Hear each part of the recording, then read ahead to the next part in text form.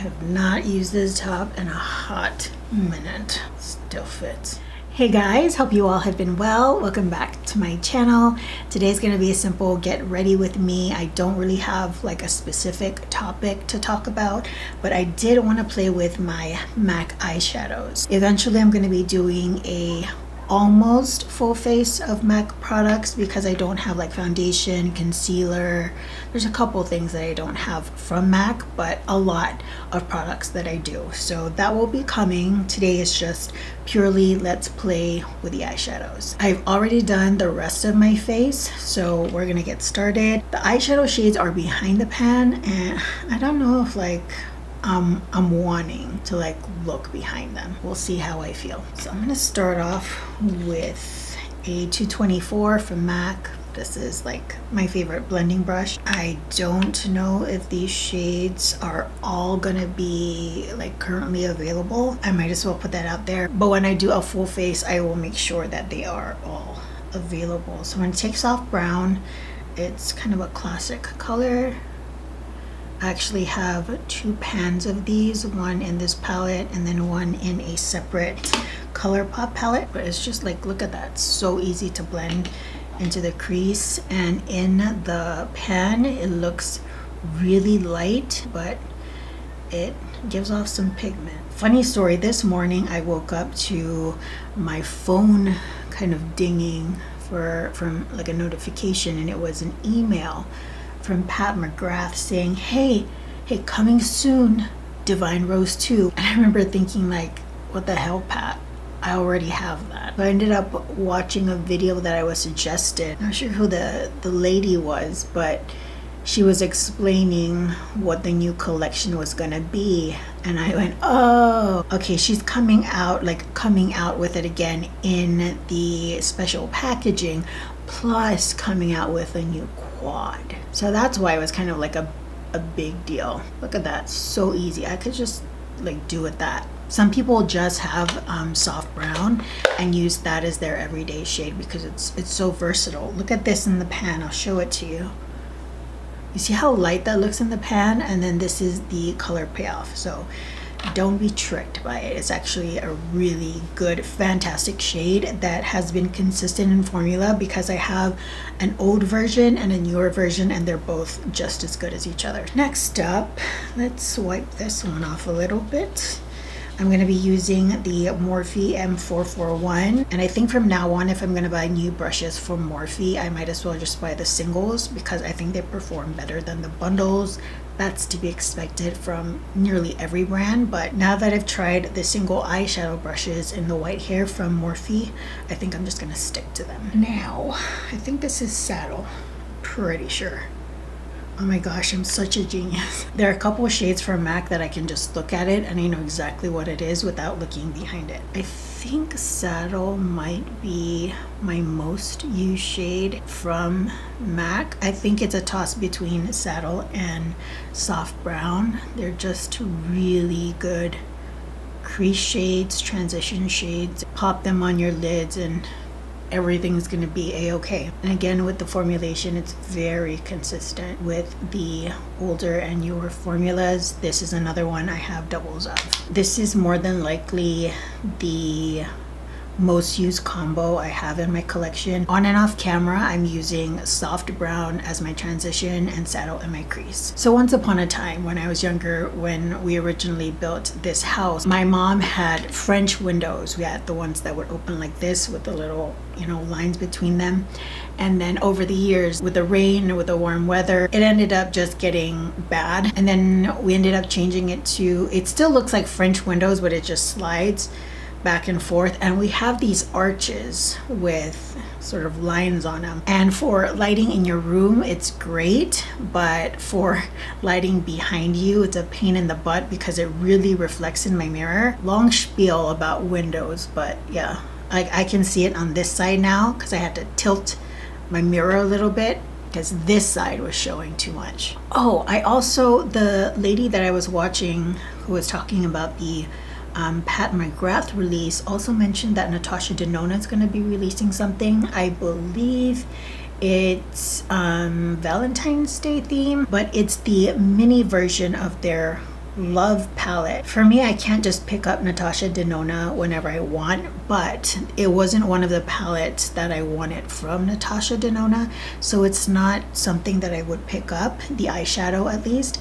But the blush and highlighter combo, that looked really good. And the lipstick. Maybe if that's still available later on, I might pick up the highlighter and blush duo, because it's really pretty. This eyeshadow is just bringing back so much memories. Now, do I want to use Woodwinked? This is one of my favorite like combinations, Woodwinked, saddle, and soft brown. Oh, here's saddle, by the way. This is just like a warm brown, you know, the ones you have like at least 7 of in your collection, but you still have like your favorite ones. This is Woodwinked. Such a pretty shade. I think I'm gonna use this. So I'm gonna get a flat brush. Let's use this Jaclyn Hill. Oh no, it's a Colourpop one. Oh yeah, that's right. You see that? Like, did you see that? I barely put anything on my brush. If you're gonna buy MAC eyeshadows, I suggest you watch people's videos. If you want, you can watch mine. I'm not saying, you know, watch my videos, but definitely watch people's videos before you purchase something that you can't physically swatch yourself. Because as much as I love MAC, it's not always consistent. And what I'm doing is, I tend to do this a lot with my MAC shadows, my shimmers. I put it pretty heavily on my lid, but I blend it like very lightly right in the hollows right here of my eye. It enhances the eye shape. At least for me, I like the way that it looks. You can't do that with a contour shade from like, you know, the bridge of your nose and down. I've done that already, but I feel like this highlights it even more. Other side, again here, barely anything on my brush. Okay, ready? It's so good.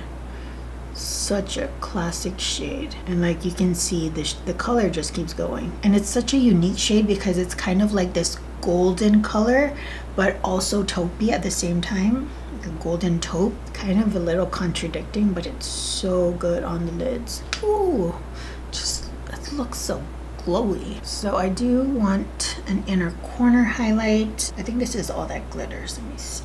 Let's see if I still got it. Oh my gosh, I'm so good.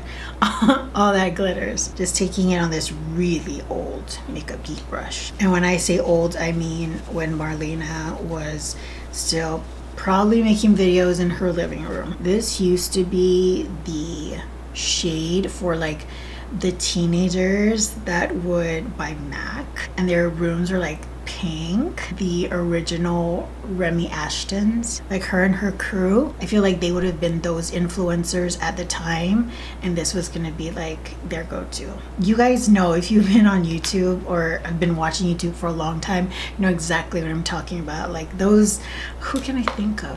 Juicy Star? Was that her name?